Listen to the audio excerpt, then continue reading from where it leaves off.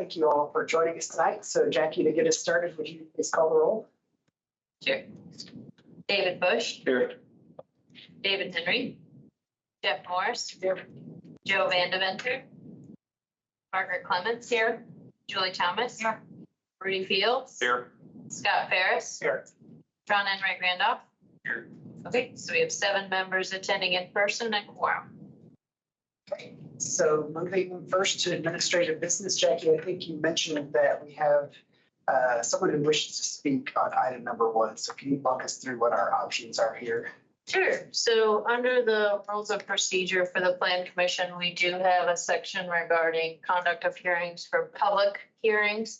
But since this is a public meeting, we don't typically take public comments since most items move to the regular meeting each month.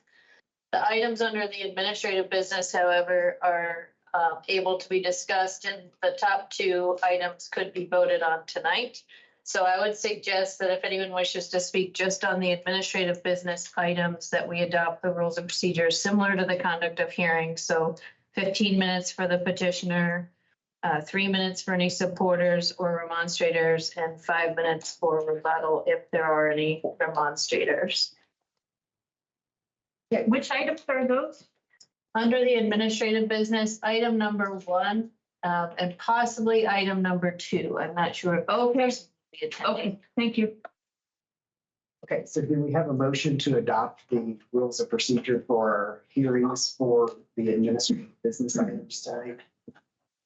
Motion to adopt the rules and procedures as stated. I'll second.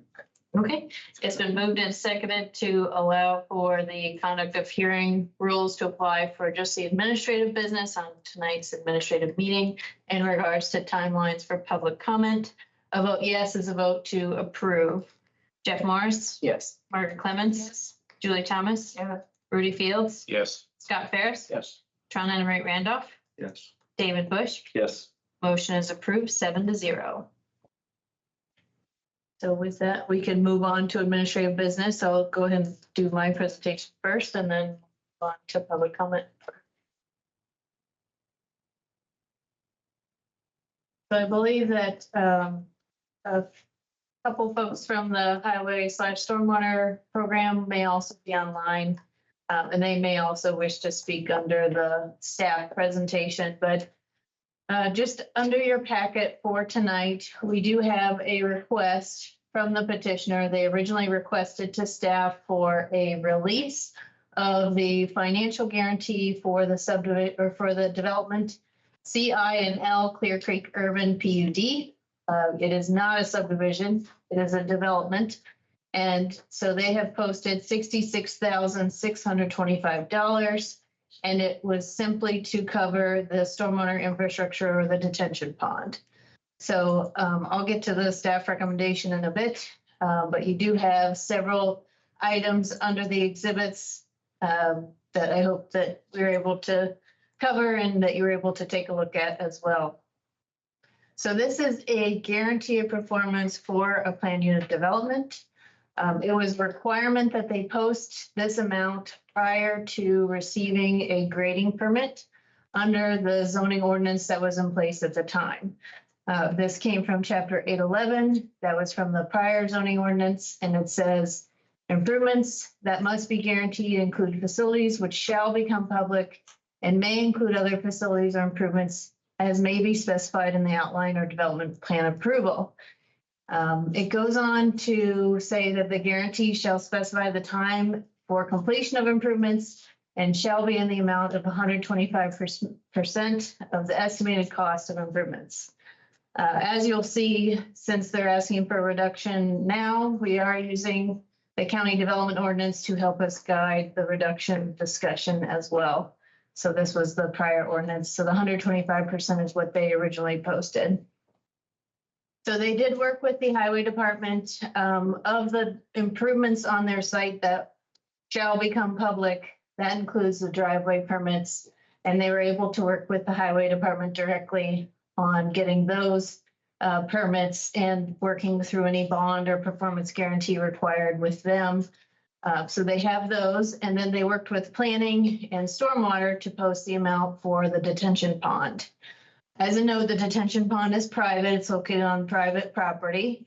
It's not located in the right of way, but as of 2021, IDEM adopted the CSGP requirements, which also then prompted the county to update our stormwater chapter 761, which has since been changed again. The changes in part that I want to point out are just that it states under the stormwater technical manual, it says if stormwater management facilities are not performing adequately or as intended or are not properly maintained, the county in its sole discretion may remedy the situation. So going back to the idea that we have to post 125% of improvements that shall become public or may include other facilities. That was some of the discussion that we had at the time to include the detention into the overall performance guarantee. Now, as of to date, the CINL Urban, it was approved in 2021. They have received approval for a development plan for the first 2 out of 3 phases and posted the required guarantee. Grading permits for interior site work, including the detention pond, and infrastructure work has been posted. To date, they still have not applied for commercial building permits for the actual buildings, but they have completed the pond and I believe they've also completed the sewer infrastructure. So the outline plan for the CINL Urban stipulated that the detention pond be in the first phase, which meant that any buildings that would be constructed in the same phase would not be provided a land use certificate or a certificate of occupancy until the pond has been completed. This is a unique scenario in which sometimes we don't, for these performance guarantees, we don't have a land use certificate option at the end of the project. So they have brought that up as something that will be an additional checkpoint for them at the end of the project. They additionally engaged in a pre-construction meeting with Stormwater on May 17th, 2024. It's in one of the exhibits.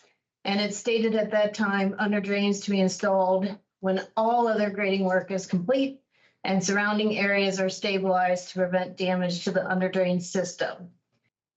In subsequent conversations, including on October 2nd of this year, our stormwater inspector noted that the detention basin was nearly complete at that time with under drains installed and amended soils in place. So that was against our recommendation that came out over a year prior.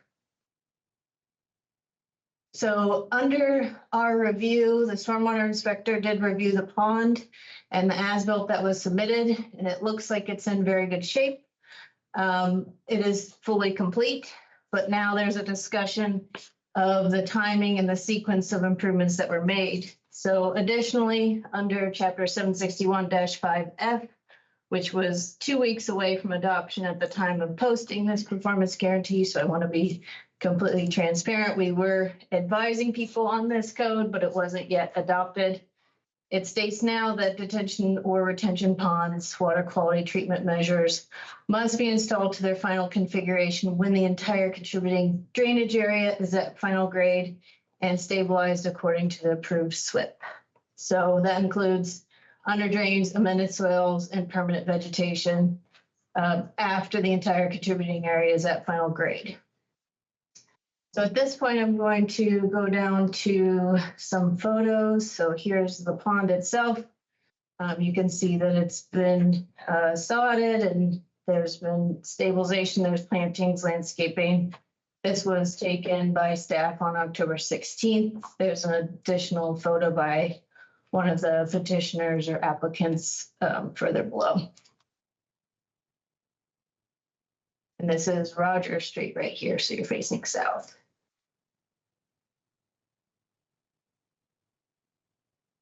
There's the pond as well. So there are areas of the site. This is still going to be an active construction area. The parking lot has not been completed. Usually we see paved areas, curved areas, buildings framed and nearly complete by the time the ponds are fully completed, because until that point, it's supposed to be a sediment basin And the risk of putting it in too early is that we had one other project where they've had to completely tear everything out and replace the amended soils and the under drains because of siltation, just ruining the pond. And then we go into the exhibits by the applicants, where they stated that they would request a release of the full 66,000 and that the project is finished. This is an image from the petitioner showing even more stabilization. This was likely taken after that date that I showed. And then this is the remainder of the site.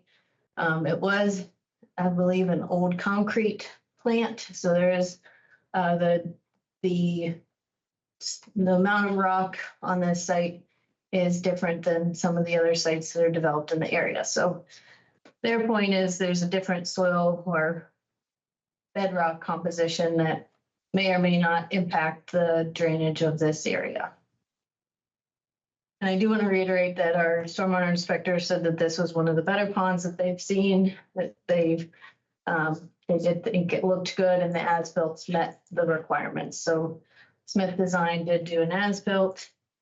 And though it's something that, maybe if you're not used to these, you might look at this to say design volume looks higher than the as-built volume. We did confirm with stormwater that it still meets the requirements, even though there was some difference in those calculations. Built pretty close to plans. And then this is our stormwater inspector's notes. And so they recommend keeping the under drain, amended soils, and the erosion control measures in the estimate until such time it can be verified sediment has not entered the basin during construction. At the completion of the construction, under drains may need televised or a visual infiltration test performed to ensure the system is functioning properly. So going up to staff recommendation, we have supported the stormwater program and their decision, and we are recommending keeping these 3 itemized items from the original estimate, and then applying the CDO's 10% annual inflation per year of the performance period, which goes until October 31st of 2027. So that brings us to a total amount of $14,934. So we are recommending a reduction. We know that the petitioner will be requesting a full release. Something that we could consider, the Plan Commission could consider, is that you could seek further input from the Drainage Board. I believe they're meeting on the 18th, and then our next meeting is on November 20th. The letter of credit is expiring on November 22nd. So we have kind of a tighter timeline for them for that decision, but just something to keep in mind. Are there any questions? I can confirm, since you said you thought they were meeting on the 18th, the Drainage Board does meet on the 18th. Okay.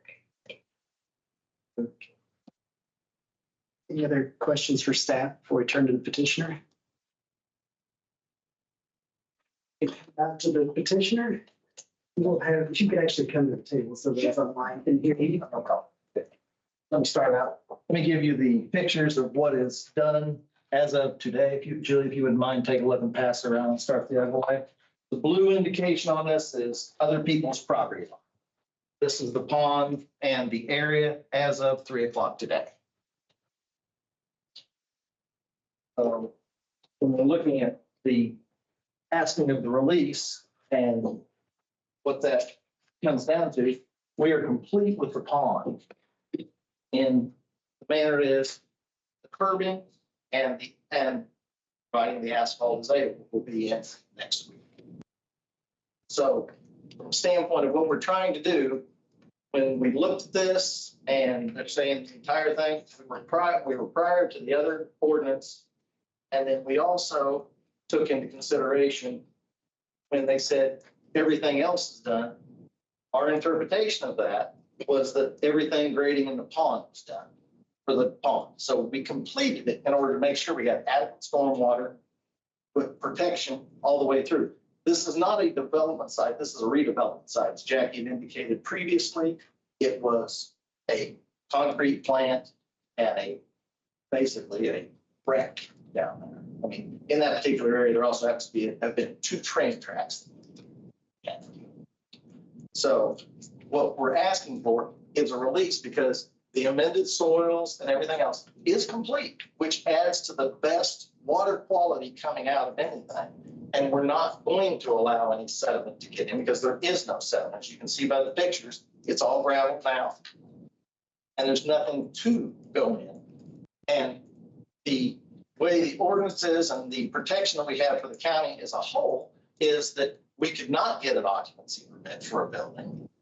We couldn't do anything if the stormwater at the end comes and says, you've got to replace your drains. If we do, we do.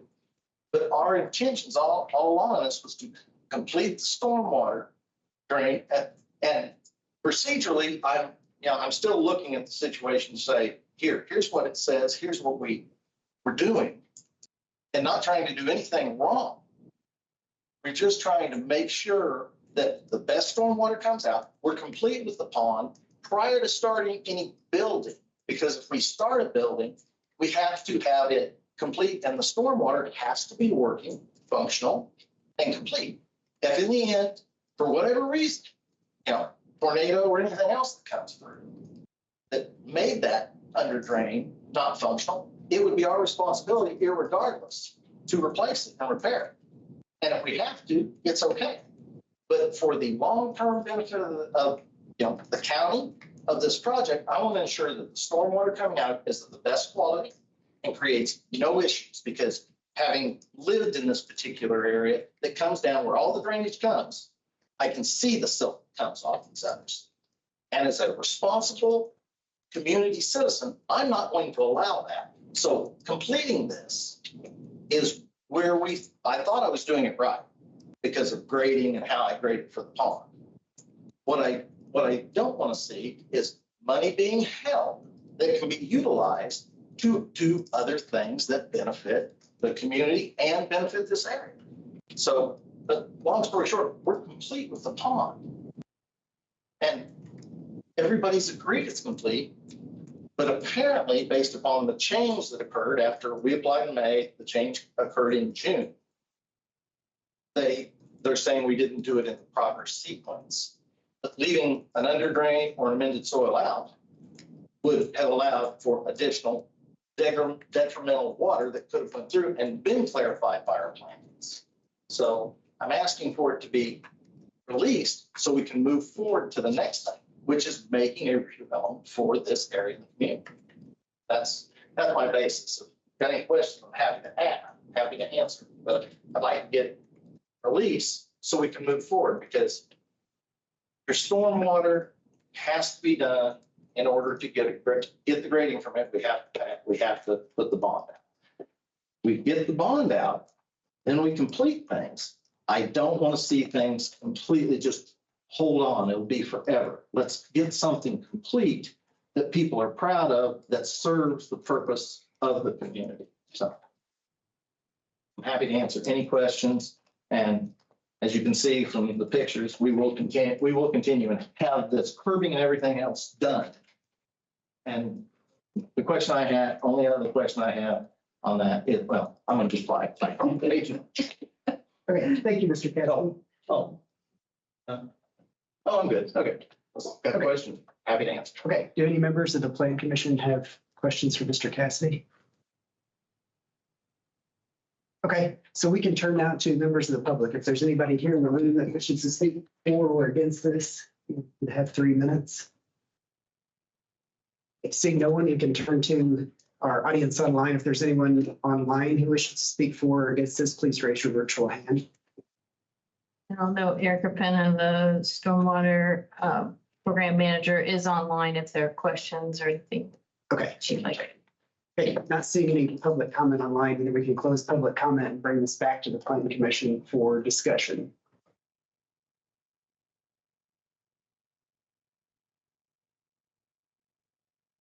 If there is no discussion, I would be interested in hearing Stormwater's perspective on this. If Erica Penna could chime in. All right, can you hear me? Yes, we can. Thank you. Okay, I apologize. My 2.5-year-old is here with me, so you might hear him a little bit.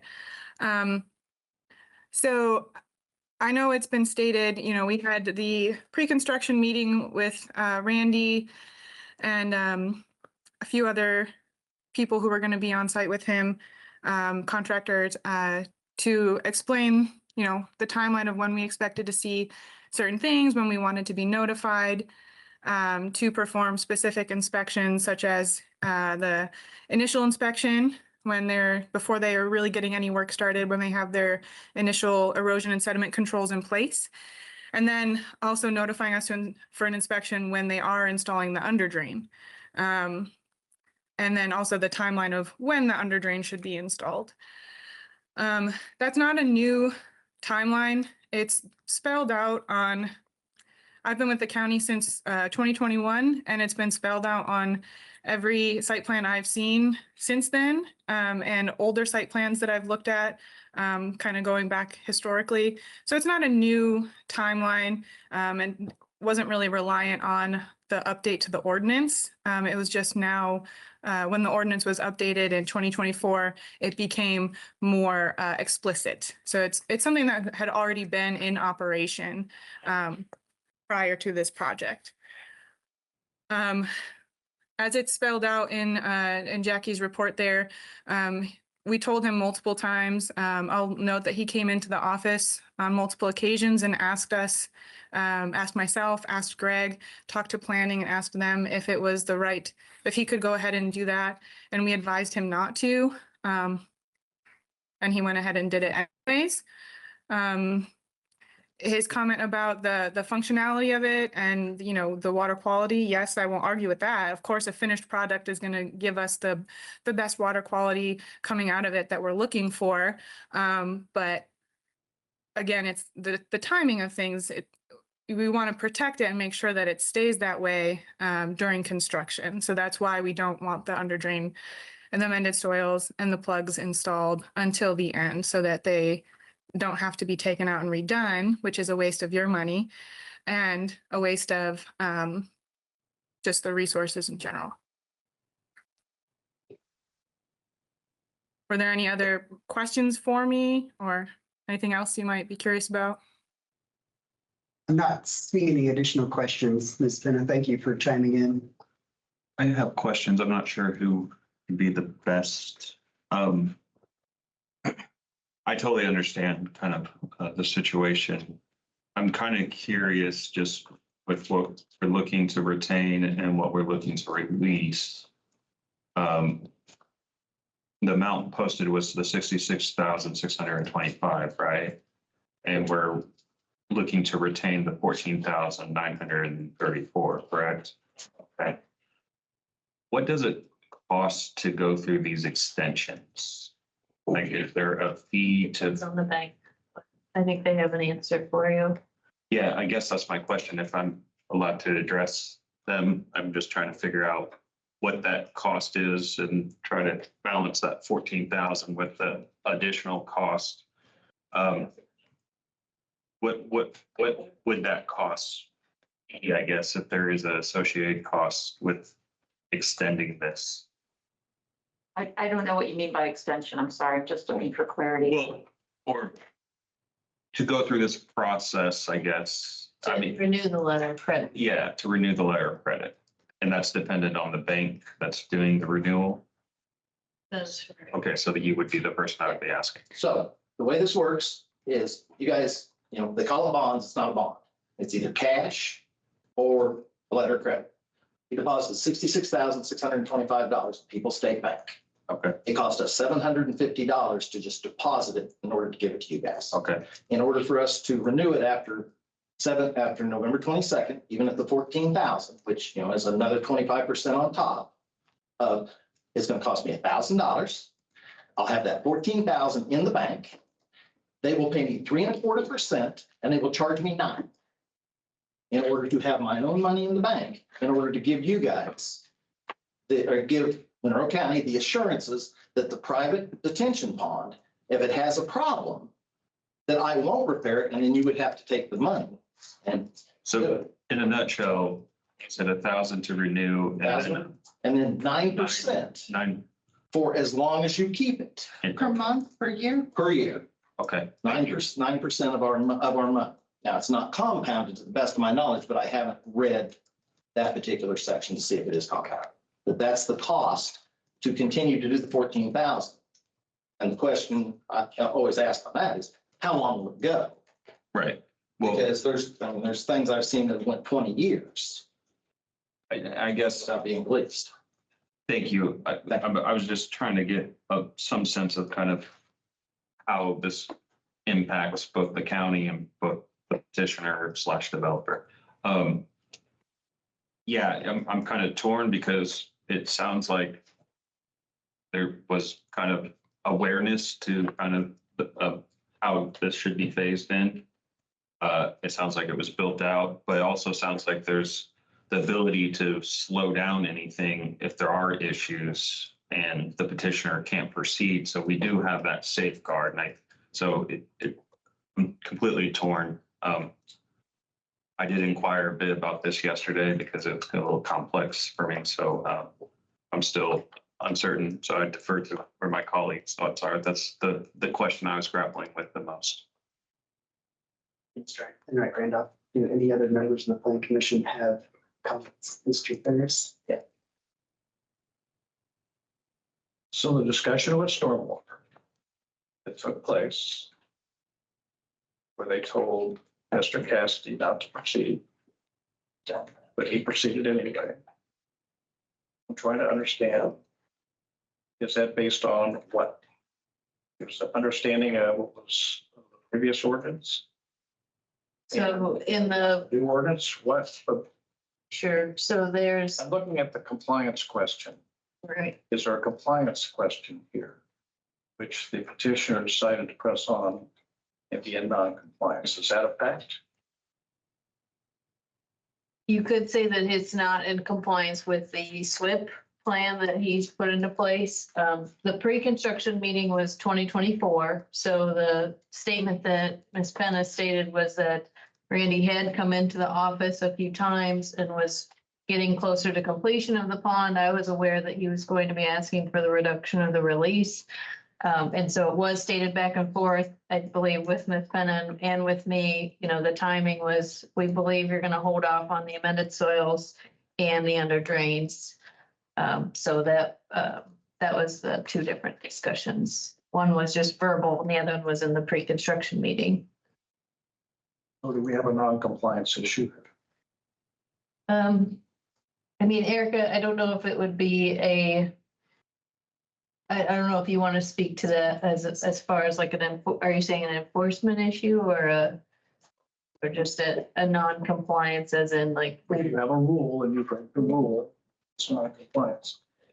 This is important. The timeline is, yes, the sequence of events they were not done correctly. So what we would have expected was for that pond to serve as a sediment basin until the parking lots were in, the buildings were near completion, and then you finish the buildings or then you finish the pond, the under drains and the amended soils and the hooks. That's typically how we see it. But as far as, non-compliance, I think that the issue is that the project, the detention basin is there to support the buildings and the parking lot. Without the parking lot and the buildings, it's just a detention basin. It's serving extra water quality in the area, but there's nothing that's really necessitating its existence until the other development is complete. So as far as the sequence of events, we ask that they don't finish it until then, towards the end of the project. They state that their performance period is October 31st, 2027. So to that question, if by that date, we're looking at land use certificates, the next checkpoint to get through, that would mean their buildings are complete, their landscaping, their parking, everything on site matches their development plan.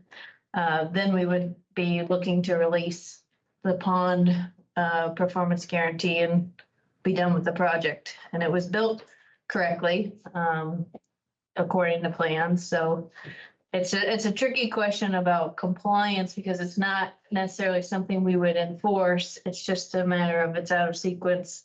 We are holding these funds and we don't recommend giving them all back as a protection to just make sure that the last part, if they don't ever finish the buildings in the parking lot and the amended soils and the under drains get damaged, the way I read that language from 2021 is that the county may step in and have to make maintenance improvements to that.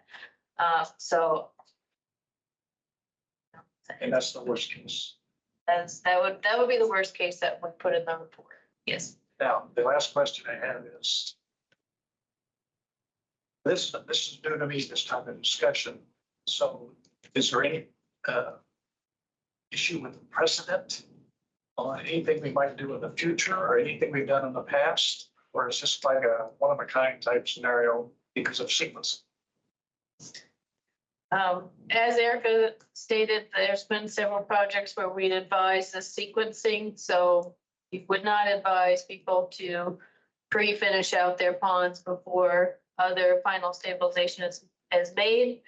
If we're taking letters of credit and releasing those in full before certain aspects are done. All of these are very contextual. I don't know if precedent is, you could say like this has the same feature as this project, but they are contextual. So I don't think it forces us to decide a certain way on another project, but it does certainly go against what the sequencing was at that time. Thank you. I'd like to ask permission to speak if I may. I'll come over here so maybe you can see, maybe not, but part of what prompted us to keep it going and to get it cleaned up there was the tornado on May 16th. This is 2 days after the tornado where we had cleaned it up. These are the trees that are laying over the area where the detention pond is. We're motivated to do the right thing. The right thing was to clean this up and to get it in the condition that it was going to be in the future. In addition to that, phase 2 is right next to the detention pond, and we don't have to be working on phase 2, but we are simultaneously with the phase 1. You probably noticed since last year, we did the tree clearing, and then we worked on the fill, and that's what we were working on when the tornado came on May the 16th. So I'm just trying to create big picture. We did the work, we completed the work, and we would like to be refunded for the work. We do understand the premise. I don't know why we've been told that a maintenance bond is not a thing, and that this is an alternate route. I am hesitant about this alternate route because it almost states that those 3 items have not been completed, when in all actuality they have. So those are the only comments that I have, and I really do appreciate your allowing the comments tonight. Thank you. Are there any other questions or comments from members of the commission? I do want to stick to our rules of procedure and make sure at this point that since public comments, I didn't want to stick to just like commission conversation. I was going to make a motion. But if you have something you wanted to say. I guess, yeah, it seems like there was kind of adjustments to the ordinances, like stormwater planning. I guess, is this like phasing very like detailed on how these installations are supposed to occur? And the reason I ask that is because just in the packet, they had the comment where, detention pond was in the first phase of construction, which meant that any building that would be constructed in that same phase would not be provided a land use certificate or certification of occupation until the pond was constructed, as the drainage for the site is reliant on the detention pond. I'm just saying, like, now I know there was conversations, there might have been some confusion, ordinance changes, like, is it highlighted very and succinct and clear that like these steps shouldn't have been taken, because just when I read that, it kind of is, it's like, well, I need to construct this before I move on to the rest of that phase. But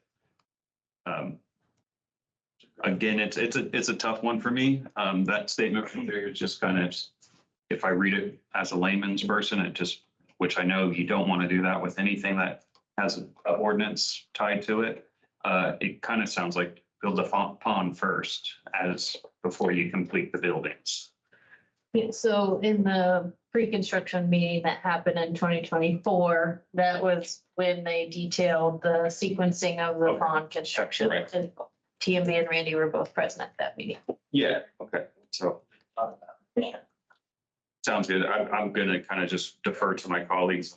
I'm extremely torn on this one, based off of kind of Mr. Ferris's comment of, how we move forward, and we have this in our ordinance for a reason. So Okay, I think Mr. Bush had a comment. and then It was actually a question that I think I heard from staff. The intent of this is the intent of this water capture vessel was to act as a sediment basin during phase one or during the building construction, correct? And then so anything that would happen to filter in from on-site, off-site, wherever, for whatever reason, was captured there. And then it could be mucked out, dressed up, whatever had to be done. And then as the final, one of the final steps prior to issuance or requesting a building occupation permit was that the sod would be put in, the final phases, the under drains, everything would be put in. At that point, it would be a working water retention basin, correct? That's correct. That's the sequencing. Okay. And part of that is if you look at the as-built with the very specific contours at the end of the project, if there's any siltation, you can easily change the capacity volume of that pond. So I just wanted to make that distinction that the theoretical reason or the implied reason for construction of any entrapment there was to capture sediment during construction and not act as the final working retention pond. Okay, thank you. Any other questions or comments from members of the planning commission? I just find that, there are a lot of practical difficulties here as far as the tornado and the storm damage and, things didn't happen exactly in sequence the way that maybe they, everyone had hoped to, but, an emergency happened and equipment was on the ground and they got things cleared around, and I'd like to move for approval of SIA -GPUD-24-1 and abide by the staff recommendation of reducing the performance guarantee amount to $14,934 based on the stormwater program report and findings in the report. And so I make that motion. okay. It's been moved and seconded to reduce the performance guarantee amount and replace the required posted financial guarantee to $14,934 based on stormwater programs report and the findings. A vote yes is a vote to reduce the amount. Yeah. Margaret Clemens? Yes. Julie Thomas? Yes. Rudy Fields? Yes. Scott Ferris? Yes. Sean Enright Randolph? I pass. David Bush? Yes. Jeff Morris? Yes. Sean Enright Randolph?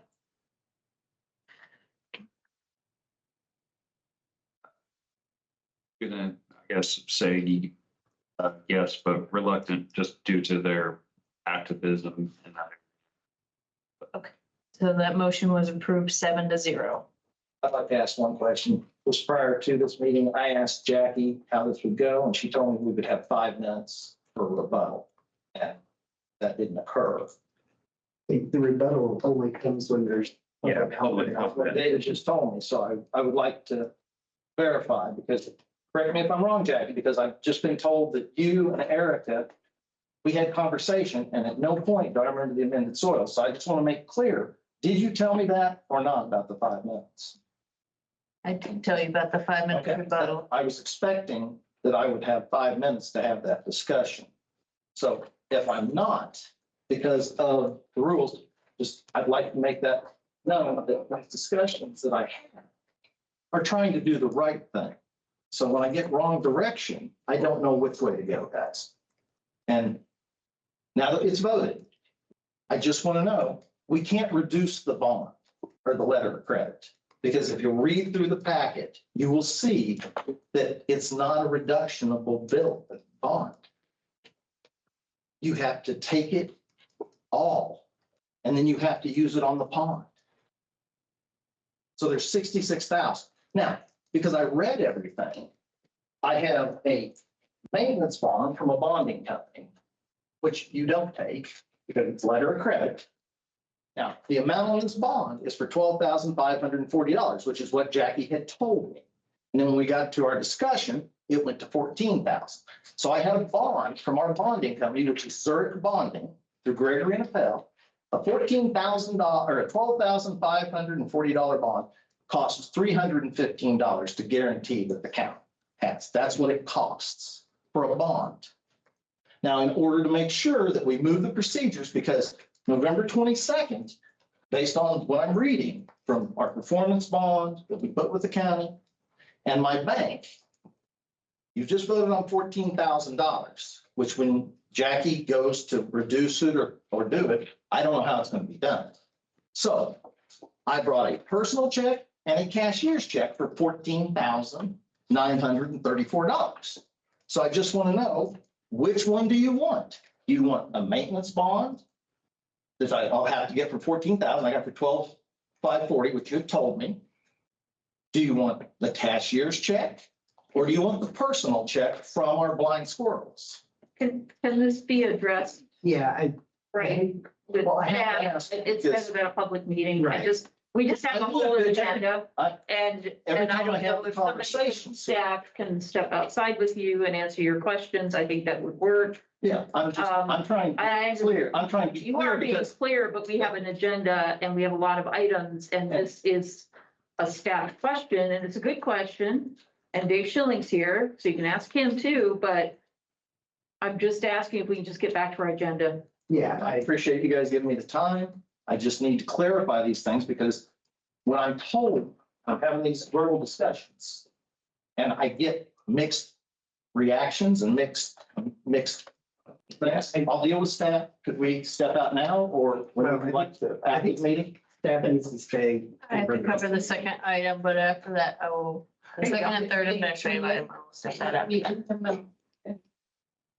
Figure out how to resolve this last question, yeah, and I'd like to say something about the rebuttal issue. If you don't mind, it's my understanding that if a member of the public makes a comment in opposition to the request, then the petitioner has an opportunity for rebuttal. But when staff is informing us based on our questions, that is not a rebuttable kind of item.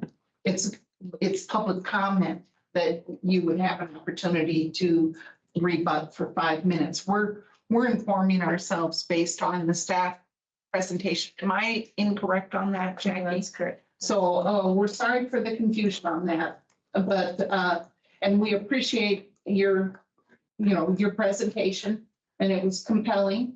And, you informed us quite a bit about the cost of these bonds, and I didn't know they varied across banks. I learned a lot, and in my mind is going 100 miles a minute on different solutions that could be made, but I think it would depend on the builder community coming together and doing something proactive rather than, the banking community, so to speak, but I don't know. I don't know, but you brought up a lot of really interesting issues. So thank you for that. But Okay. maybe in the meantime, Dave Schilling can work with you on your request about the 14,000. I didn't know that the whole bond had to be cashed in. That's news to me, you know. So Dave, if you can work with Randy on that, what could be done, I'd already be grateful. Sorry, Jeff. Okay. Now let's move on to item number 2 while Mr. Shaw and Mr. Cass says that. So item number 2 is the Todd Locks rezone consideration agreements to GB. So this is a email request that we received from somebody who has been following up after the CDO map changes. Something that we brought to you all as administrative business is the decision point as to whether you would like to review the map change as a plan commission authored rezoned, or if you would recommend that the person themselves come back to the plan commission and ask for the rezone themselves. So this is a property on South Strain Ridge Road. Basically, they have a vacant lot next to an office building that was zoned I think, pre-existing business or general business. And then at the change of the CDO map, it was zoned to residential. So they're requesting that the area of the vacant lot be rezoned back to general business.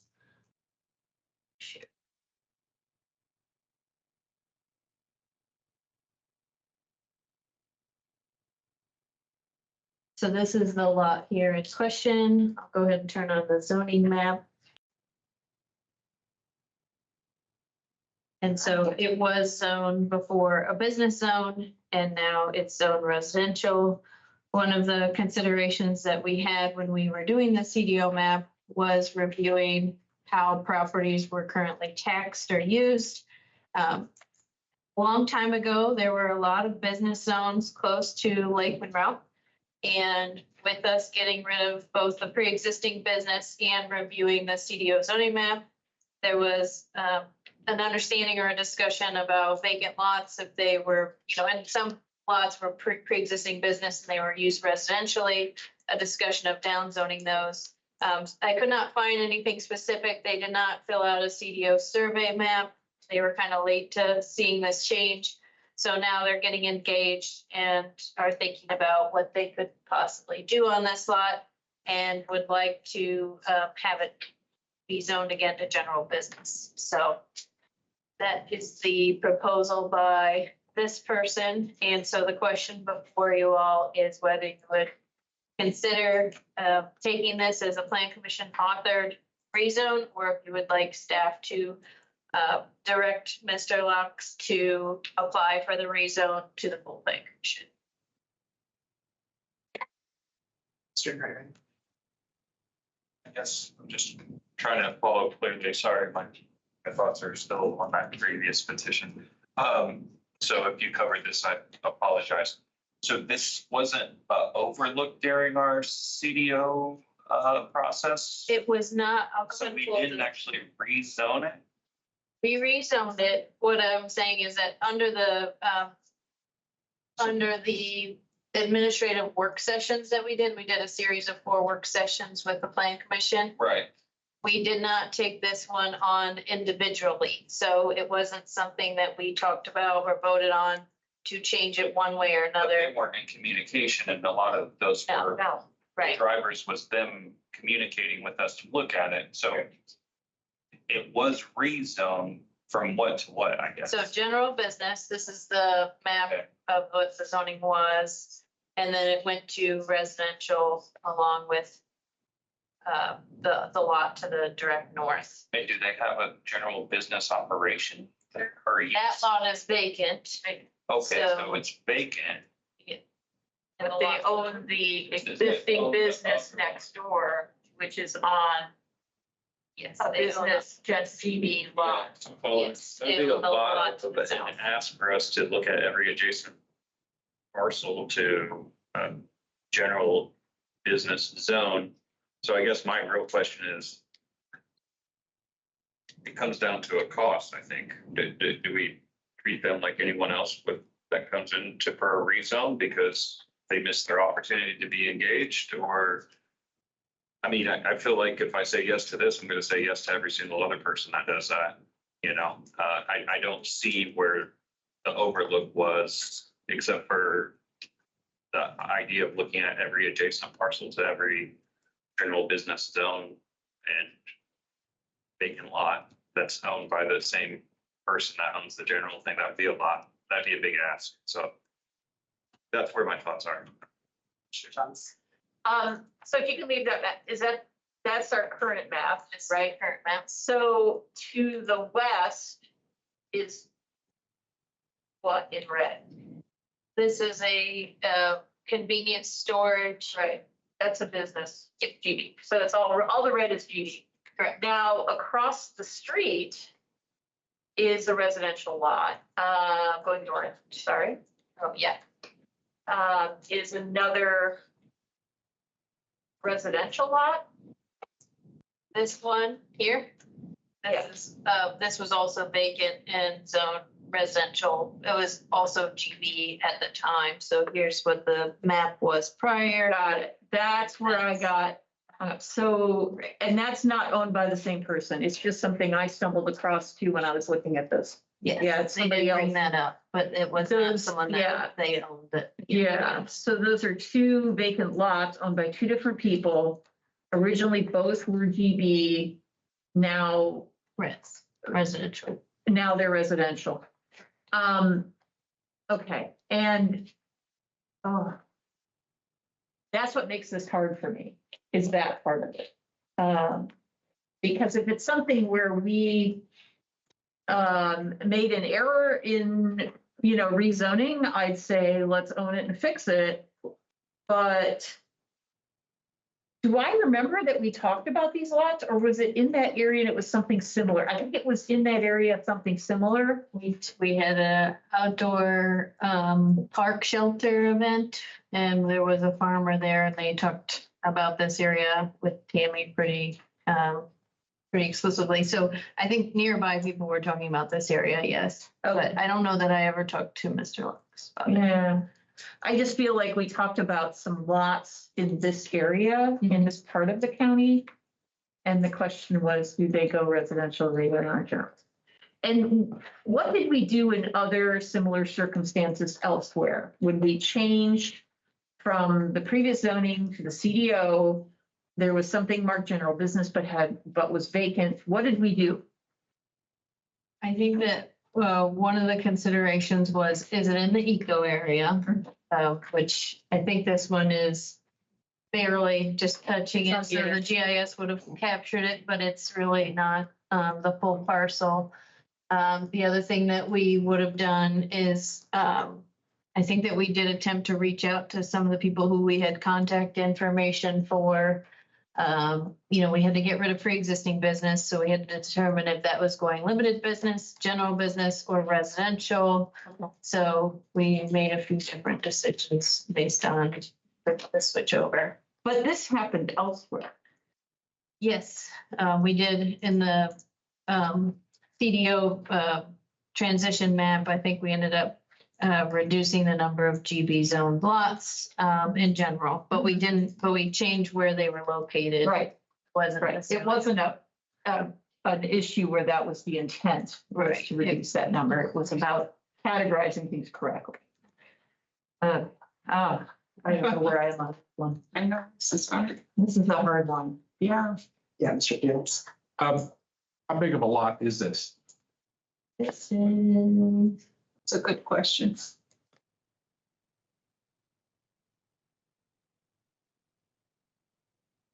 this is 0.77 acres.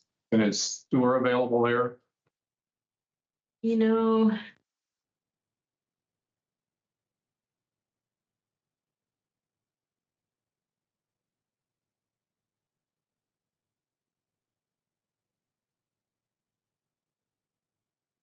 where you might.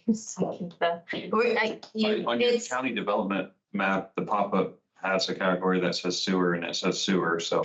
I'm I gonna don't know say, how confident. yeah, it's likely the point is right here, and I know Yeah. that's in their service area, so. With the packaging plant. Yeah.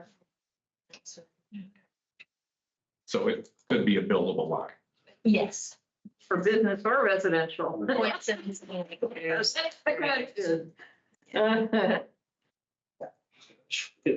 Is it my understanding that there is a process in place for requesting a rezone? Yes, there's so the typical fee schedule states what the fees are and then what the submittals are is in the ordinance, so people generally do request rezone, but this, after any large map amendment, after 1997's map amendment, we took several before the planning commission at that time, just to make sure that we were in good standing with the decisions that were made. Yeah, I get that. I'm conflicted. I think that, as Ron mentioned, don't want to be coming back with all these one-offs all the time when there's a process in place to formally request the rezone. And I do think it's also, I do think it's incumbent upon the public to be aware of what's going on. And so, this was all well advertised. I would have thought that, anyway, thank you. That's what. Julie's good. I just have a follow-up. I am to your point, Dave, is can they go ahead and file for a rezone and then ask to be reimbursed afterwards? Or as part of their petition, they can ask for the fees to be reimbursed. You can ask for fees to be reimbursed. If the work is done, though, typically we're not supposed to. Got it. Yep. I just didn't know if there'd be a lot of work with this one. Yeah. Sure, we can check the hours. Oh, Yeah, I just have, I guess, one additional comment, because this all went through a long process. I was in favor of kind of keeping a lot of these general businesses during the process. We did end up reducing it. It's really hard because we also consolidated a lot of TIFs. I think the best way to accurately depict what occurred is the uses and what uses still exist in each one of these zones, because when you consolidate it, it's like you could still call it general businesses, but they might have lost some uses. Anyways, I'm not going to get on that big complexity there, but I was in favor of keeping a lot of the general businesses and uses. And, I'll put my cards out. If they come for a rezone, I'd be willing to support that, because I probably wasn't too fond of changing this during the process. Just knowing that there was a functional general business zone and lot already operating in this area. But I do have a big concern, and this, in my opinion, kind of relates to the prior petition, that if we do this for this person, how are we going to say no to the next person? And these things are in place to safeguard some of the concerns and mitigate some of the concerns that we have dealt with when this community grows. So that's kind of where I'm at. So I won't be supporting this just due to the fact and I will say it's kind of hard to sometimes follow everything that's going on, but that's kind of where my thoughts are on this matter. Mr. Ferris? I think it brings up a point about public comment. And I think that in all cases, we should consider that as a requirement. And so I believe that having the petitioner do request for a rezone is probably the right. because there would also be, if I'm right, because there would also be a notification to surrounding property. Whereas if we do it, there isn't. Yes. That's my concern, that a year Yeah. passes, a CDO passes, somebody could have bought a house nearby and said, oh, that's a residential lot. That's true. And now we're. We need to changing know. it. Yeah. Okay. If the plan commission authors it, we would still do the notice, but it would, I think in some ways, if it's a true error, like we had one the other day, they accidentally added a PUD lot to a non-PUD property. That's a true error that we have to correct. Where there's not true obvious errors, then it's more of a decision point. If there's no further discussion, do we have a motion? States.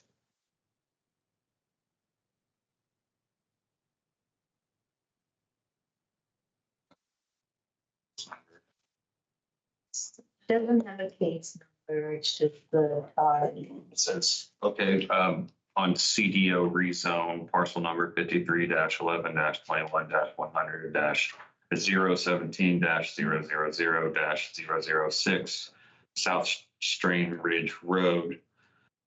I'm going to make a motion to decline that the Plan Commission moves this petition forward as a rezone. I'm also going to encourage the property owner to go through the proper procedures. And again, I'll put my cards out there. I'm willing to support that if that's the case. That's my motion. Second. it's been moved and seconded to let the owner of the property know on South Strain Ridge Road that they should go ahead and apply for a rezone if they would like to see the property rezoned to general business. And that the Plan Commission will not be authoring that request. A vote yes is a vote to let the petitioner know to apply for their own rezone request. Julie Thomas, Yes. Rudy Field, Yes. Scott Ferris, Yes. Sean Enright Randolph, Yes. David Bush, Yes. Jeff Morris, Yes. Margaret Clemens. Yes. Motion is approved 7-0. Thank you for the good conversation on that one. Moving on to item number 3 under administrative business, the update on the paying the Plan Commission vacancy. Yes, so we, the county council did update a resolution in regards to how the hiring freeze for the county would be implemented. And the first step in asking for a vacancy hire is to ask the county council just via email if we could get on an agenda. And so we did get past that one part. So thank you, David Henry. He was able to say we should be placed on an agenda. All of the requests so far for vacancies have been pushed to the 18th. So there were supposed to be 2, I think, at the last meeting. There was going to be some at the November 10th meeting, and now they've been pushed again to the 18th. So I'm going to assume that there's definitely 3 vacancy requests, including ours, if not more, at that meeting. I am trying to collect any letters of support, or if we want to, I guess, elect or propose a member of the Plan Commission, or if multiple members would like to come, we just can't have a quorum at the council meeting to state their support for the filling of the vacancy. I think that would be helpful. There are a lot of positions that are going to be requesting to be filled, and I think they're going to have to draw a line somewhere. So the packet that we submitted to council has a lot of data, shows the number of phone calls we take in a year, shows the number of submittals we take in a year, shows the number of petitions going to these types of meetings, the length of our agendas, the complexity of the cases.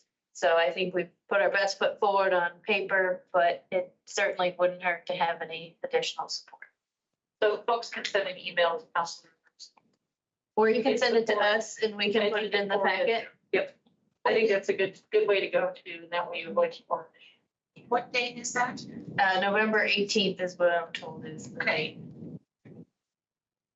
I have a question, and I know we went through some job description updates.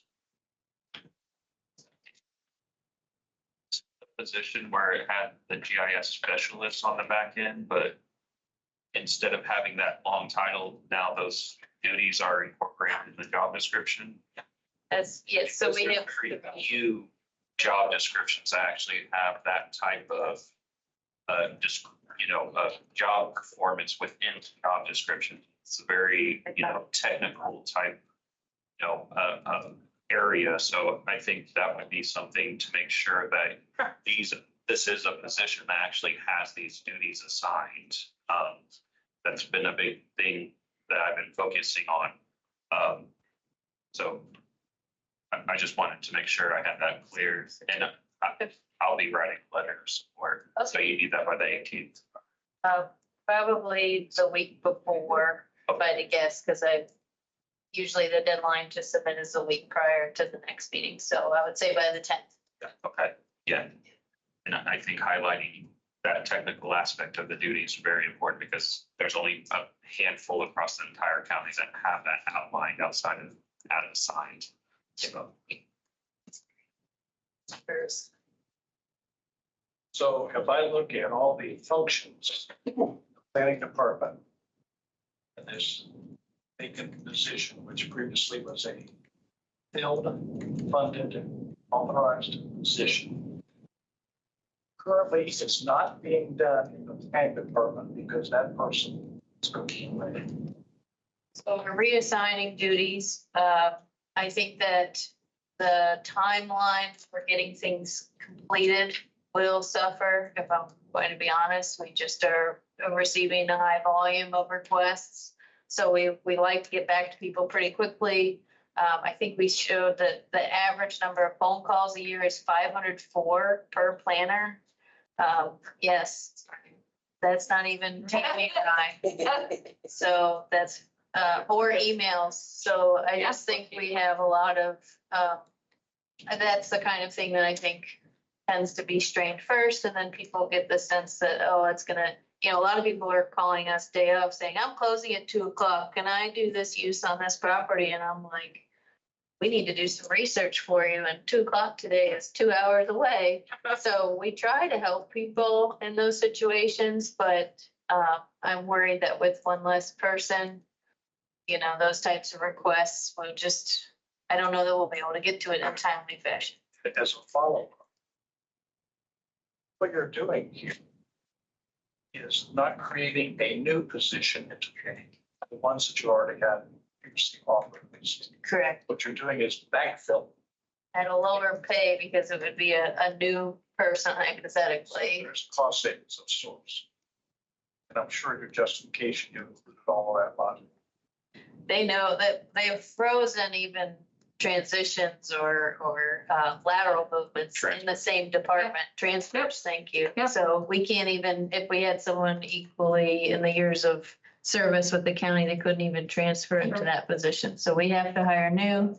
There's no midpoint hiring. It's crazy. They're aware of the savings, and our budget was approved with this amount in it. So it would be a savings that they didn't even anticipate at the time of the budget approval.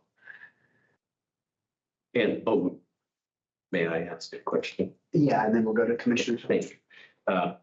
Did I understand that, it's hard to hear with some of the other distractions in the room, but did I understand that she has some, or excuse me, this position, the person that filled the position had some specific skills, GIS type skills and other talents that It'll take it 6 months to get the person. that is mission critical, you might say. We were lucky to get somebody that was very good at GIS in this position, and we do make that clear in the job description, as Tron mentioned, it's a highlight.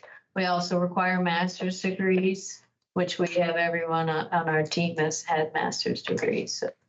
Excellent.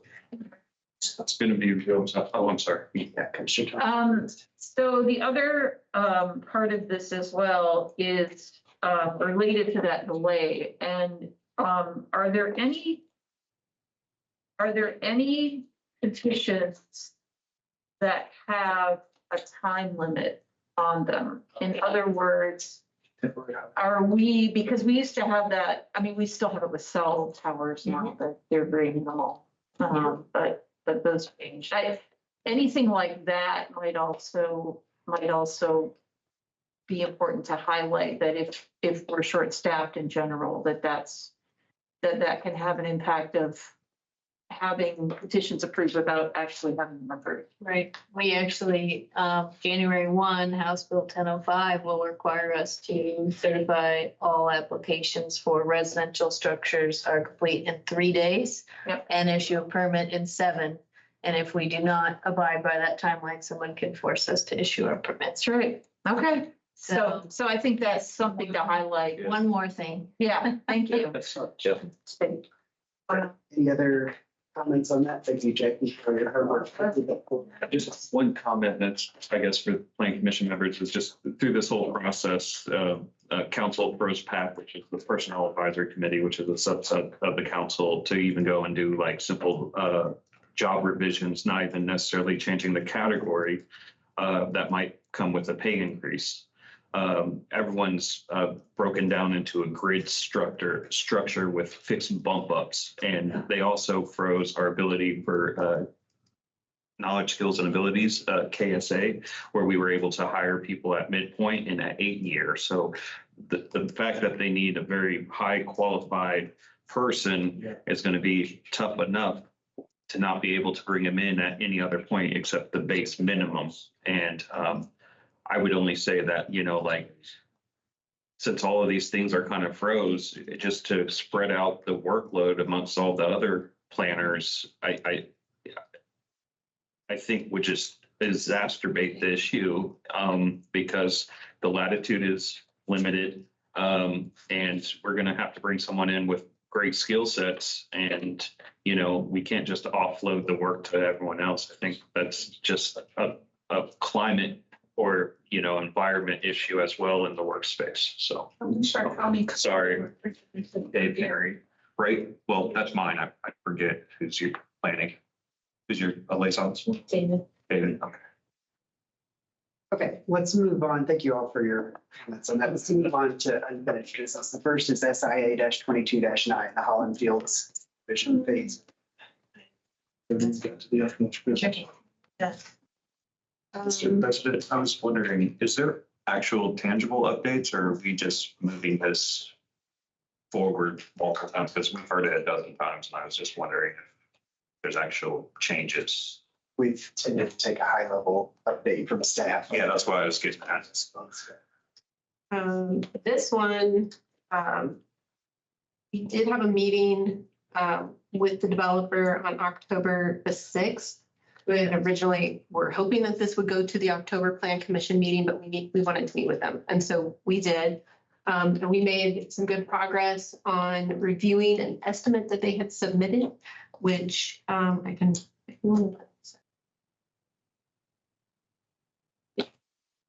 Yeah, so on page 72 packet, we met with them, and with county staff, we went line by line and tried to knock out and approve everything that we could. We agreed upon. They had a secondary estimate, a contractor come in and rather than use the NDOT verified amount, they were using a contractor's estimate, and we agreed to accept that in some instances.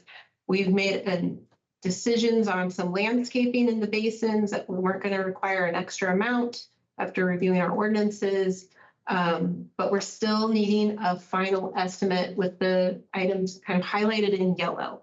We were hoping that we would get an estimate before this packet went out. And we just haven't heard back from the developer on this one. There is, the highway department met them on site, did say that they wanted a section of the road milled and entirely repaved, not just patched, because of a lot of utility cuts due to some bedrock issues. So this is the status of where we are on this one, and we are hoping that we will have an estimate for you to review and look at by the next meeting. Petitioners and the petitioners representatives is in the room. I don't know if they have an update or not. It's up for you to decide if you want to hear from them. That's We all I have. typically don't take updates from the petitioner at the meeting. So unless anybody else would like to vote in favor of that, we can move forward. Okay. Thank you, Tammy. Item number 2 has been continued by staff, so let's move on to item number 3, SIA-22-18. All right, so this is also another SIA, and with this one, we will actually be meeting with the developer and their team tomorrow at 3 o'clock. So we hope to have an update on this one. It's really, that's the only update I have on this one.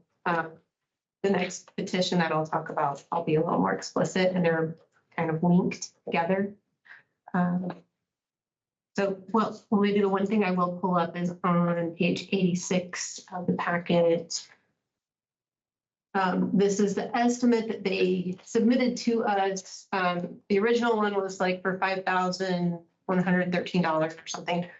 This one has been updated to 20,000, but the county did not agree with all the amounts, so we're hoping to talk about this tomorrow at the meeting. And hopefully we'll have a good comprehensive update for the November 20th meeting. Thanks. Moving on.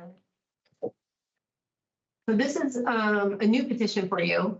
This is the SMN-25-5. It's the Holland 3-lot minor subdivision preliminary plat amendments. And the amendment they're requesting, it was a 3-lot subdivision. They're keeping it right at 3 lots, but the original preliminary plat showed that a road was going to be constructed to 32 feet in width, which would have allowed like kind of a lane to turn right to tapering. When they rebuilt the road, they didn't rebuild it that way. So they're requesting to have it to be 26 feet in width, which is what it was built to the second time around. This has already gone to the plat committee, and it was pushed through with a positive recommendation on October 16th, vote of 5-0. There are 4 conditions of approval that were associated with it.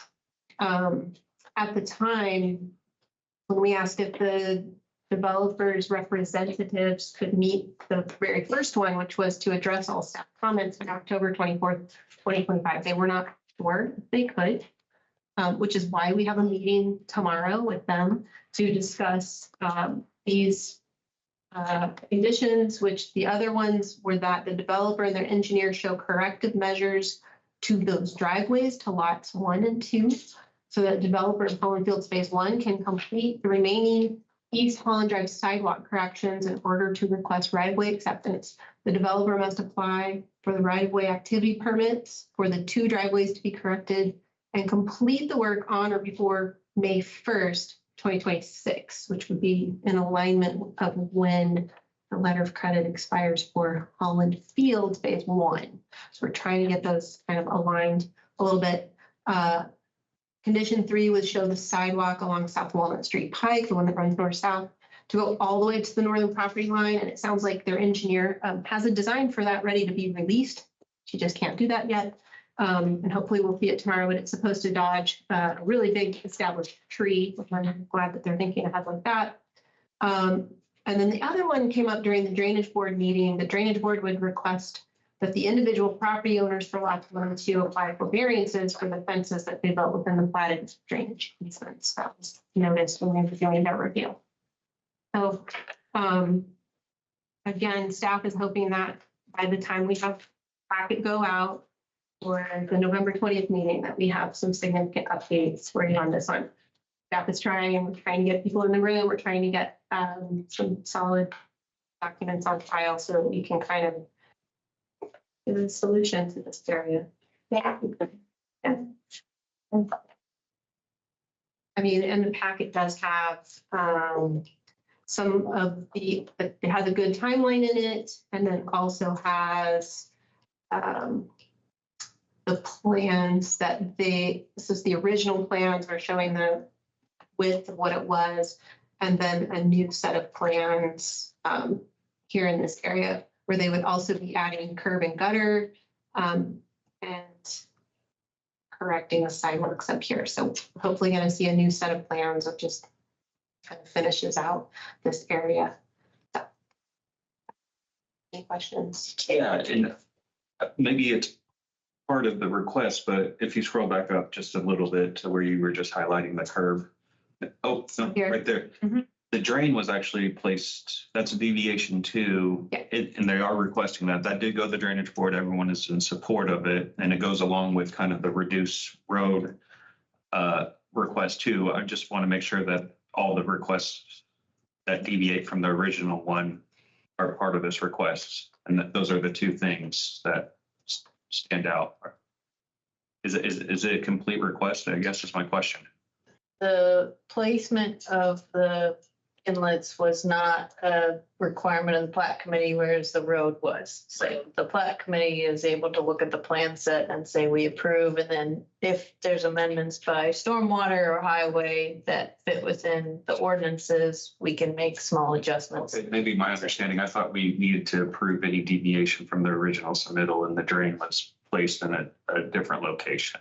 And if that's not the case, that's I fine, think but they're showing it on this plan set though, right? Or it's no? right. So if we Okay. adopt that, Yes. that's fine, but That's great. it's not from, so that, I just want to make sure that Taking it out. that request is complete and they don't get hit because Okay. we didn't approve this deviation as well. Yeah. If that makes sense, my colleagues. On this one. Thank you, Carrie. Moving on to item number 3, RZ-25-6. Yes, I'm gonna cover this briefly. So this is the request to rezone the Monroe County Nature Preserve that's going to be off of South Night Ridge Road. It's a request to rezone the property from conservation residential to institutional public. We have had quite a few questions from the public on this one, but we sent a very detailed letter of the information we have, what we know about the property. Also, if anyone didn't see it, we have a circuit court case that kind of stipulates what is recreational activity for those adjoining neighbors that are nervous about what this could become. It's very well defined and delineated of what the boundaries are for that type of activity. So other parks in the CDO map are zone institutional public, Cars Farm Greenway, for instance, I believe Lennox Springs Park. So this is a request that would allow the same use, parks and playgrounds would be permitted under institutional public. So otherwise, it's a pretty straightforward rezone. Has any questions? I'm in support of this. I do have a general question. Like, I know that there's obligations that the county has to meet to kind of accept this. And that's just to kind of create it as a nature preserve, kind of keep it as a like a open space, which I think is fine. I just don't know the detail behind what the county has to kind of that they're obligated to receive this as a gift. So I'm gonna ask, Justin Roddy to attend our meeting and our regular meeting for this because he's been the attorney working with the trust. There are things we can and cannot do that are more limiting than what IP allows for. So it's going to be much more limited than what's in the ordinance in our CDO. But it is not a money-making venture. It is not soccer fields. It is not, I mean, what it's not is much greater than what it is. And we have the first work will be done using food and beverage money because the council failed to support the GO bond, even though if we didn't do this work, we couldn't get the land grant from the trust, which that's just shocking to me. But that's what the council decided. So in essence, what's going to happen is there's going to be very little actual maintenance work done, but there are some things that have to happen in order to allow people to access this property safely. And so public safety is one thing, but also driveway permits, other things that have to happen. That's going to happen. There's a large gas reserve, natural gas reserve underground, sort of in the middle of it all, and that has to be avoided as well. So it's really just the bare bones that the food and beverage will pay for, and that's $905,000. Now, after that point, once we do get the trust, this land in trust, there's a stipend that comes from the trust to continue preserving the land and maintaining it. And that actually probably is going to be sufficient to do what needs to happen after this initial make it safe, make it accessible moment passes. And the rezone is just one of the first logical steps then I would. Well, I think the reason the Board of Commissioners has requested this is because this stands out as something that needs to be addressed. Right, okay. It can't be CDR, we own it as Board of Commissioners, and we're doing this on it. We're not building houses. So I think it just makes the property use and the zoning match, which is something that we always try to achieve. And I'm 100% behind this. I thank you for. Yeah, it'll be more limited than what's here. Right. And I think that's why I would like to have Justin attend the meeting, because I can understand neighbors being concerned, because if you look at the list of IP, it could be much more active than what's actually planned. Right. Any other questions for staff or for Commissioner Thomas? No, I'm just excited that this happened. I've been following it quite closely with also our parks director. Her excitement is contagious. Okay, let's move on to the last item on the agenda, then Bella Vista sidewalk and street tree waiver request. So not too much of an update on this one. It was continued from the last meeting, the day of the last hearing. One of the residents of the subdivisions stated that they had not received an official notice as a owner of the subdivision. And upon review of the consent letter, we had received a letter stating that there was 100% consent from all owners. When we actually went back and looked at the GIS of all the owners, vacant landowners, that was the most glaring. They had not signed the petition. So what we did was we continued it to make sure we were in alignment with rules of procedure. Everyone is getting a letter. So that'll be on the 20th. So that's the main update. And we did have to cash the letter of credit because it was going to expire. So we have that as a line in our budget. Just, it's a line. Say that again? We did have to cash their letter of credit. It's been appropriated into a certain line, and it's held in basically the auditor's treasurer's control. In order to get that released, we're going to have to go through legal and make sure that we do it correctly to release it back to either the original issuer, or however, if it doesn't get approved, if the waivers don't get approved, then we're going to have to work to expend those funds to put in the street trees and the sidewalks, and then do what we need to do for the remainder. I'd just like to reiterate, I know the request I've made before, and staff is very good at researching this. To the extent that funds exist, I'd like to figure out some way to spend them on cleaning up the mess that was created by the builder.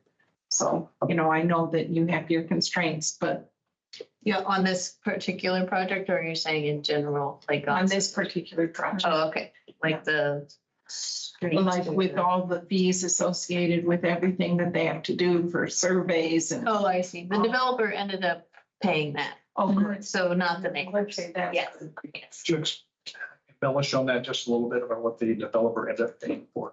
Yes, the developer ended up hiring Vine Faneuil and Associates, so they've, to my understanding, paid all the survey fees, they've paid the filing fees, so there's been no fees paid for by the neighbors. Good. But my question is about what happens, because that certainly isn't enough money. Right. If we, for example, if we find a way to do grants or something using that money for anybody in that development who wants to add trees to their property, we could do that, right? Because I thought that was a good way to do it, even if it's not at the street level, you're adding trees to the area. I don't know if that's something we can do, but then that sidewalk issue remains on the deeds. Right, which. And we can't remove that. No, Okay, but they could remove it themselves by a majority vote, is my understanding. A majority vote of, Their neighborhood oh, of section 3. well, let's give them that info. They can amend, right, Dave? They can amend their own covenants. So they don't have an HOA. I've been made aware of that multiple times. Okay. I don't know who's Right. gonna organize the Right, meeting. right. Well, you know what, then that, they're gonna have to, but if we give them that info, I'd feel better. I think that was my note. But I just was wondering if that was some way we could do that, which would be to use the money, provide trees, but not be so like, oh, we're gonna plant them and we're gonna tell you where to plant them, but to say, hey, if you want a tree, let us know, and you've got, $14,000 credit at this whatever, and or whatever, you know what I'm saying? I don't know if that's something we can do. It's different. We haven't done that before, but if there's a legal way to do it, I'd love to do We that. lost those elm trees from the Emerald Ash Borer. Okay, I'm gonna do the devil's advocate Oh, thing. Because I've been thinking about it now for several days. And I want somebody to tell me I don't know what I'm talking about. And so in a normal situation with a petition, if we would take and essentially require them to put a sidewalk in, and therefore we wouldn't take and get no waiver for the sidewalk. Their process would request a variance, correct? A waiver. That's, And they would go through is the Board of Zoning Appeals, is that who they would go through? it goes through the plan commission if it was part of a subdivision. So the sidewalk requirement was requirement of the subdivision, so then it would go through the plan commission as they approve the So where I'm subdivision. going with that is the process. Mhm. So we don't want to set a precedent that we can't live with later. So what is the downside if we require them to do that? If we require them to install the sidewalks, or Yes, we come back to us and request a sidewalk waiver.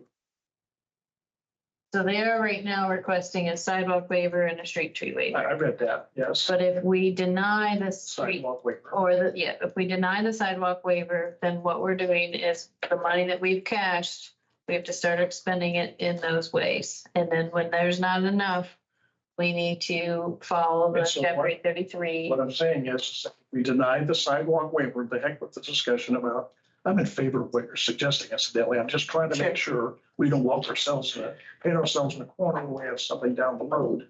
And because precedent, people are gonna come back and say, well, you did this. Right. And we. So let's say we deny the sidewalk waiver. Okay, if we don't have this discussion about how you can spend this money on other things. What would be the next step for the homeowners? Would it be the developer or would it be the homeowners at that point? With respect to coming back to the plan commission with another request, who would it be? Well, I mean, they originally received approval for the subdivision with an alternate plan, right? The subdivision code at that time would have required sidewalks on both sides of the street. They already received essentially a half waiver to get sidewalks only on one side. So if you deny a full sidewalk waiver, I'm not sure what other alternate circulation plan they would be able to propose that would be any, So then would they be obligated to put sidewalks? at that time, they would be obligated to put sidewalk. And they have no other course of action? The developer is still responsible, but if the developer does not fulfill their obligation, It falls on the county. Yes, is that what you just said? so we have the 50,000 that we just cashed in a budget line. That money has to be spent for street trees or sidewalks. If we do not have enough under chapter 833, one of the options is to sue the developer. And so we would just work with the developer. What the developer does from there is not our control. And you're telling us the developer has been working with you as of late, The representative has been working. whereas with us. before they were not working. I think that they have always been wanting to kind of close this issue out since we started contacting them. They really started paying attention when I placed them on the plan commission agendas. So they have wanted to close this issue out. They've been responsive. My comments are devil's advocate. Make sure we cross the Ts. Worst case scenario, the county has to install and then sue. worst case scenario. I don't even know that we have the ability to expend funds we don't have. Right, Yeah. that's what I'm saying. Yeah. Then we get into this muck and mire of if the developer doesn't pay, which that's a lot of money. They won't, then every homeowner gets on the hook and they're stuck paying for something they don't want. You know, so it's,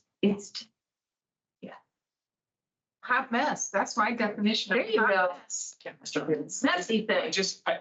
I keep coming back and hearing this thing about they don't want it, and it's like, to me, that is just not. Yeah. It's just not, it's, you don't want it. Well, you bought it. I mean, these people say they didn't know about it, but if I would expect that every bit of title insurance they got with this whole thing identified those. So I don't see how we could, as a group, say, oh, yeah, okay, you don't want it, we're gonna let it go, which is what we're talking about. And I just don't see how we can do that without setting precedent that is just going to be, hanging over our heads forever. So tell me again one more time how we're gonna spend this money. The 50,000 that we have would only be able to be spent on sidewalks and street trees. And who manages the expenditure of those funds? The highway department and the planning department does collect it. Yeah, so the developer's not in the pool at all. He has no input whatsoever. And the homeowners would have to come to you with their proposals, et cetera, on how they're gonna take and spend that money. But you would just vote more to do something. We do an inspection, compare the inspection with the approved construction plans on file, notice the deviations. Assume, our highway department has very good understanding of how far 50,000 will get you. And they could bid out a project for, 2-3 lots of sidewalk to the general contractors and they would place bids. We would select the lowest bid for the best quality of work. We did that for another subdivision and expend those funds and try to get to the amount that we have as best as possible. And then the rest of the project, we would need to, the 50, between the 50,000 and the 650,000 that we anticipate is going to cost, we would have to work with the legal department.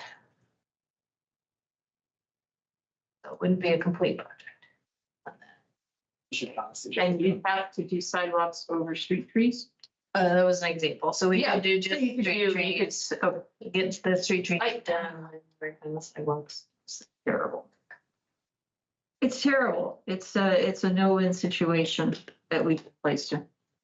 And it's up. So you're spending $50,000 on sidewalks? We do expend, street trees and sidewalks. Boy, would that make everybody mad. Yeah. Yeah. So each of the sidewalks would likely necessitate the driveways to each of those homes being out of commission for a day or two until they were done, which I know is gonna make people There are happy. parts of how the community is laid out where I don't know how you'd even add sidewalks at this point either. No. So, yeah, there are issues. So I get your point. But I don't know how we do this without dragging people through court that nobody wants to be dragged through. Just, This is the opportunity for us to reconcile bad governance with good government. And by using our process, the governance was in accepting the streets into the inventory with highway. And the government is this process through the plan commission where we can alleviate, use our common sense, our collective common sense to say, this isn't gonna work in this neighborhood and we need to involve those neighbors into helping us clear up their deeds. They need to have a meeting. They don't have to have a homeowners association meeting, but everybody will be better off if they. Why am I concerned about their deeds? Why am I? Because we like government and we're part of that process. Their responsibility. right, they can remove that. They can do that. So that's not on us. Okay, but I just. But I worry that if we go down the path of, here's the thing, have sidewalk. Yeah. and we force it, we're just forcing people into terrible Into litigation that nobody wants. We don't want it. It's a bad, it's a hot mess. And so if we put a sidewalk on one of those lots, that's gonna make us look bad. I didn't buy that immensely. We are essentially cleaning up broken glass. Yeah, we are. That's what we're doing here, and I believe this is a common ground solution. That's what this is. And I believe in difficult scenarios such as this, we need to be going toward a common ground solution. It's not the perfect solution, but it's something that we can take and go and argue to anybody who asks us the question. Yeah. Why we did what we did. But that's why I wonder if we could be a little more creative than, and to maybe establish some credit somewhere, the 40, whatever thousand it is, I thought it was 40 some, but that we establish that money somewhere and say, this is a tree fund for your neighborhood. Yeah. For this subdivision. Yeah. And, they can only use it on trees, and I don't care where they end up being, as long as they're somewhere in that subdivision. And then we'd use the money.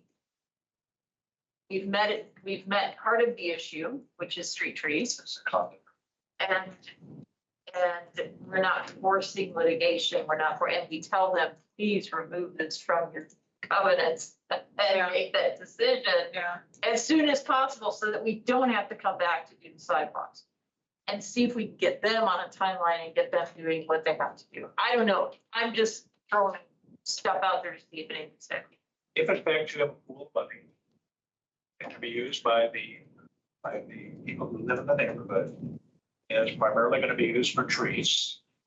But do you need it? Can we stipulate that it has to be done within a certain period of time? Is there a period of performance associated with this? I mean, they can take and draw this thing out for. I think, yeah. So typically, when we're looking at just let's say your decision is to approve the sidewalk waiver and deny the street tree waiver.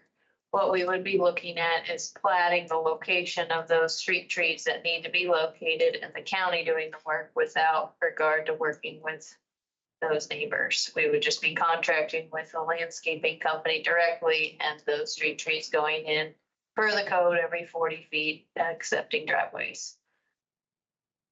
On private property, 5 feet out of the road. That's correct. I will tell you that part of my, they live in a neighborhood that's relatively, let's just say it's an expensive neighborhood. And they had a requirement for trees. And they had really no say. And the trees were brought in and they were put where they were put, and they're going. And once they were put in, nobody was maintaining them. Yeah. And of course, if you don't water something, it's going to die. And the trees were little, right? Whatever they are. I mean, how do you, if you're going to do something and spend 50K or 60K or whatever it is, how do you make sure it's actually done right? And the homeowners who are actually going to have this stuff parked in their front yard or along the roadway there. How do you get their buy-in and make sure that everybody's happy with it? Right. Because that's what I don't want. You don't want to see a situation where magically you come home one day from work and you see it. That would be awful. You got trees planted. What are these? Yeah. How do you do that? Right. Is that something that the planning department does oversee stuff like that? Do they? So the state requires that we accept letters of credit or cashier's check or whatever the financial guarantee is in response to allowing them to final plat a subdivision without improvements. So basically what they're saying is you can't make a developer put in all the public improvements to get the final plat and create these lots. So if we could, say, okay, before you get certificate of occupancy, this lot needs to have its sidewalk and its 2 street trees before you have somebody own the home. Then the understanding on day one is, this is my home, it contains a sidewalk and it contains 2 street trees. The county has approved it. It meets the standard. I move in. What we're seeing is people move in and years later, they then are like, oh, we're gonna hurry up and get the sidewalk and street trees in because we want county acceptance into the inventory. And everybody's like, I don't want this.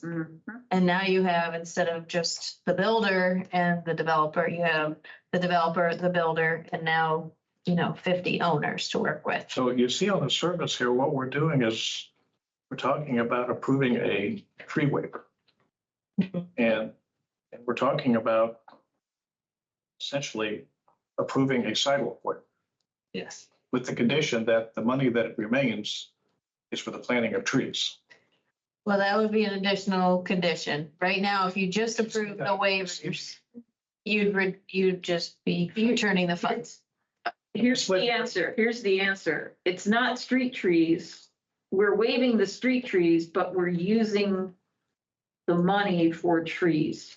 But they may or may not be on the street or Okay. 5 feet from the street. So I can have a common area, I could build a little, what do we call that area? Or if you lost a, Reservation area. if you lost 100 trees due to the emerald ash borer, then, you might get a little relief from a grant. So do we need to state any of those conditions, or is that something that you guys normally do? We will have to work with the legal department. I don't know that we would even maintain those funds, or if it would be a written commitment by the developer to just provide those trees, or I don't know how we would do it. Because when we maintain the funds, we can't necessarily have it be, I don't think we have a process set in place Yeah. for like homeowners to provide us with a grant application and Yeah. release the funds to them. I know the auditor's office is very particular about who we release the funds to Right. when funds came in from a Right. different person. It can go to council, so I don't want to get too. Right. bogged down in the- It might be a landscaper who gets the money, who's told it can only be used to install trees in this neighborhood, Mhm. period.